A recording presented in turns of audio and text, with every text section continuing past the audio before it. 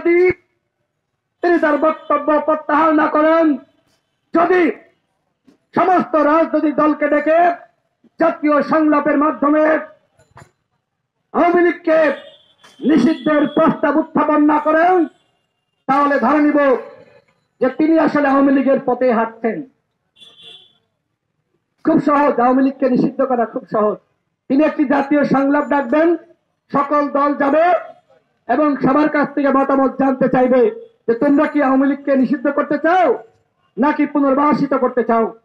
আমি যেটা বিশ্বাস করি, বাংলার মাটিতে কোন দলের সাহস নাই এই মুহূর্তে বলা যে আওয়ামী লীগ আগামী নির্বাচনে অংশ নিতে পারবে। কোন দল বলতে পারবে না যে আওয়ামী লীগকে নিষিদ্ধ করা যাবে না, বলতে পারবে? কিন্তু এই সরকারের উপদেষ্টারা সেই উদ্যোগ নিচ্ছে না। আগামীকাল ডাকুক আমাদেরকে, প্রত্যেকটা দল বলবে আমরা আওয়ামী লীগকে নিষিদ্ধ চাই।